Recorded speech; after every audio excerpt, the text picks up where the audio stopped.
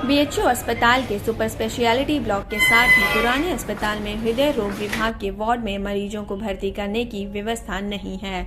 स्थिति यह है कि सुपर स्पेशलिटी ब्लॉक में बने सीसीयू में मरीजों को भर्ती का पूरा लाभ नहीं मिल पा रहा है।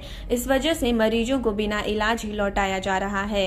विभाग अध्यक्ष प्रोफेसर ओम शंकर ने पिछले दिनों भी इसको लेकर आवाज उठाई थी, लेकिन अब तक कोई ठोस कार्यवाही नहीं हुई। सोशल मीडिया पर अपने पोस्ट में प्रोफेसर ओम शंकर ने लिखा है कि अस्पताल के चिकित्साधीक्षक पर आरोप लगाते हुए लिखा है कि पिछले 9 महीने से हृदय रोग विभाग के 41 बिस्तरों पर जबरन मरीजों की भर्ती रोकने से हर रोज मरीजों की मौत हो रही है। सर, आज किस प्रकार का प्रेस कॉन्फ्रेंस रखें सर?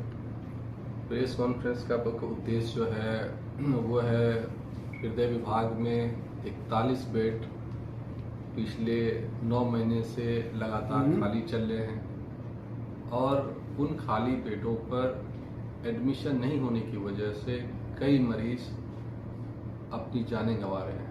ये प्रेस कॉन्फ्रेंस का मुख्य मुद्दा है और ऐसा 41 बेड जो है लगातार 9 महीने से खाली रहने की वजह से अभी तक कम से कम 12,000 के आसपास रोगियों को इस अस्पताल से ये कहकर बेड नहीं मिला जो कि खाली था कि चूंकि हमारे पास बेड नहीं है इसलिए हम आपको भर्ती नहीं कर सकते, आपको हम इलाज नहीं कर सकते। और ये बेड नहीं मिलने की वजह से मरीज अस्पताल यानी बनारस हिंदू यूनिवर्सिटी के सर सुंदरलाल अस्पताल से दूसरे अन्य स्थानों को इलाज के लिए जाने को मजबूर किए गए और किए जा रहे हैं। और उसमें से मरीजों जिनमें से कई मरीजों की जानें बचाई जा सकती थी, ऐसे मरीज अपनी जानें गंवा चुके और बाकी मरीज निजी अस्पतालों में जाकर प्राइवेट इलाज आज कितना महंगा है आप लोगों से छुपा नहीं है, पूरे समाज पूरी दुनिया से छुपा नहीं है।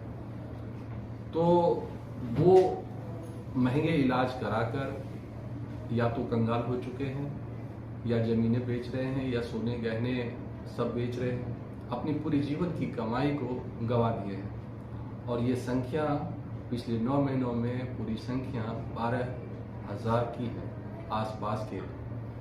अब इसी संदर्भ में एक पेशेंट जो है जो बनारस हिंदू यूनिवर्सिटी में दीनदयाल अस्पताल से रिफर करके किए गए थे इलाज के लिए और वो इमरजेंसी में आकर भर्ती हुए और वो भर्ती होने के बाद जो है उनको असली जो समस्या थी हृदय संबंधित समस्या थी जिसको कंप्लीट हार्ट ब्लॉक कहा जाता है। और हृदय बीमारियों में ये मतलब वैसे गिने चुने बीमारियों में है जिसका पूर्णतः इलाज संभव है। तो वहाँ के जो चिकित्सक थे इमरजेंसी के, जब उस मरीज को बीमारी पकड़ में आ गई, उन्होंने कहा कि इस मरीज को हृदय विभाग में ले जाकर इलाज कराना चाहिए। तो सीधे भेजने के पहले बेड पता करने के लिए उनके अटेंडेंट्स जो है हृदय विभाग में आए। हृदय विभाग में आए तो उन्होंने देखा कि बेड खाली है, लेकिन हमारे पास आएंगे तो हम दिखने में तो बेड खाली है, 41 बेड खाली है, लेकिन आधिकारिक आंकड़ों में वो बेड नहीं दिखाई देंगे क्योंकि इनको जो चिकित्सा अधीक्षक महोदय वर्तमान के प्रोफेसर के गुप्ता जी, उन्होंने डिजिटल ताला लगा रखा है उसके ऊपर, डिजिटल लॉक, जिससे वो बेड कार्डियोलॉजी में रिफ्लेक्ट नहीं हो रहे। हाई कार्डियोलॉजी का बेड लेकिन कार्डियोलॉजी में रिफ्लेक्ट नहीं है, बेड खाली है, आपको दिखेगा। अभी आप लोग चलेंगे, आप उसको रिकॉर्ड खुद भी अपनी आंखों से करिएगा कि वो बेड आपको खाली दिखेंगे, लेकिन आधिकारिक आंकड़ों में वो नहीं दिखेंगे क्योंकि उसको लॉक लगाकर बंद करके रखा है। और वो मरीज जिसका उदाहरण आज मैं दे रहा हूं और ऐसी संभावनाएं मैंने पहले ही व्यक्त कर चुकी है, जिसके कई पत्र न सिर्फ हमने यहाँ के चिकित्सा अधीक्षक को बताया है बल्कि कुलपति महोदय को भी इस संदर्भ में 3 पत्र में लिख चुका हूं पिछले 2 महीने से ज्यादा समय। लेकिन दुख की बात यह है कि इस तरह से बिना इलाज के, वो जो मरीज जिसके बारे में मैं बता रहा था कि जो पेशेंट भर्ती थे इमरजेंसी में और जिनके जो अटेंडेंट थे वो आए थे पता करने के लिए, तो उन्होंने वीडियो भी बनाया उसका, और उनका कहना है कि मेरे पास उसका वीडियो है जो खाली बेड है, लेकिन हमें बताया गया कि बेड खाली नहीं है और इलाज के अभाव में, उपयुक्त के इलाज के अभाव में उनकी दादी की मृत्यु हो गई। ऐसा उनका कंप्लेन है और ये रहा कंप्लेन। ये देखिए, इसको आप लोग नोट करें और रिकॉर्ड करें। ये उनका कंप्लेन है कि हृदय विभाग में इलाज को आए हमारे मरीज और उपयुक्त इलाज नहीं होने की वजह से इस मरीज की मृत्यु हो गई। ये पेशेंट का क्या नाम पड़ेगा? हाँ, उसको सत्यापित करने के लिए आप इस मरीज का ये देखिए, ये उनका डेथ सर्टिफिकेट है जो यहाँ से जारी किए गए हैं बनारस हिंदू यूनिवर्सिटी से।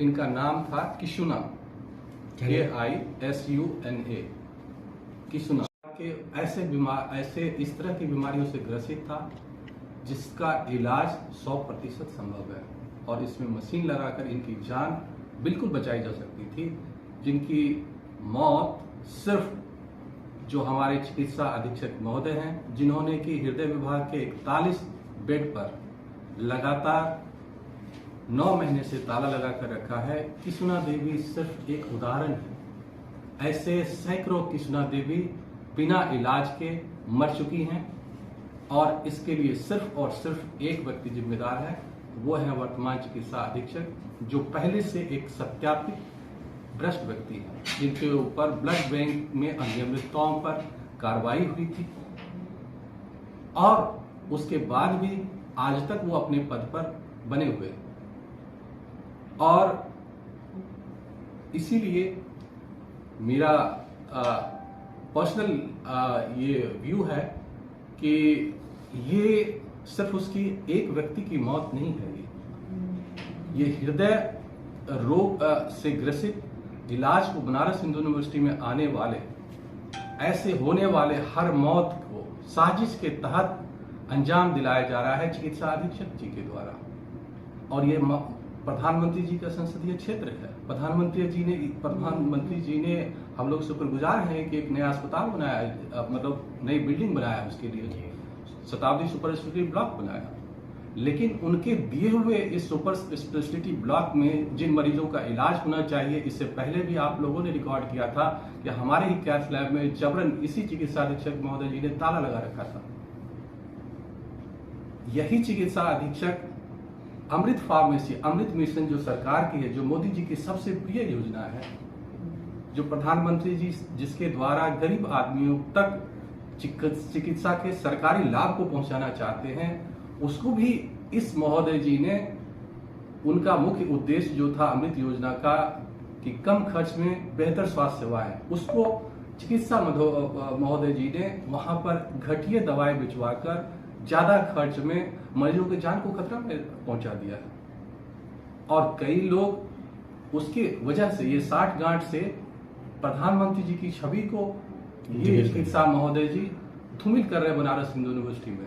और मैं प्रधानमंत्री जी से निवेदन करूंगा, क्योंकि वो कल आ रहे हैं, ये निवेदन करूंगा कि ऐसे महोदय पर तुरंत साजिश करके, मैसेकर है ये, मास मैसेकर कहते थे हम, ये नरसंहार करवा रहे हैं। एक व्यक्ति नहीं मर रहे इसमें, ये साजिश के द्वारा चिकित्सा अधीक्षक प्रोफेसर के गुप्ता जी के द्वारा, इसको तुरंत प्रभाव से अरेस्ट कर जेल में डालना चाहिए। तुरंत प्रभाव से बनारस हिंदू यूनिवर्सिटी के 41 बेड को खोले जाने चाहिए, ताकि गरीब मरीज जो यहाँ इलाज के लिए आते हैं उसको पूर्ण सुविधाएं, उनके अनुवांछित जो कि मोदी जी ने खुद अपने संसदीय क्षेत्र के लोगों को दिया है, उनको उनका अधिकार मिले। और अगर ऐसा नहीं होगा तो फिर हम लोगों के पास कोई विकल्प नहीं होगा, हम लोग फिर आंदोलन शुरू करेंगे। और इसके लिए मैं कुलपति महोदय को कल तक 11 बजे का समय देता हूं। अगर कुलपति महोदय 11 बजे तक चिकित्सा अधीक्षक महोदय, जिनको हटाने के लिए मैंने 3 बार पत्र लिख चुका है, मुझे नहीं पता कि चिकित्सा महोदय से उनका क्या इंटरेस्ट है, उनसे वो मिलते हैं हमसे नहीं मिलते। हमने कई बार निवेदन किया, मुझसे मिले नहीं।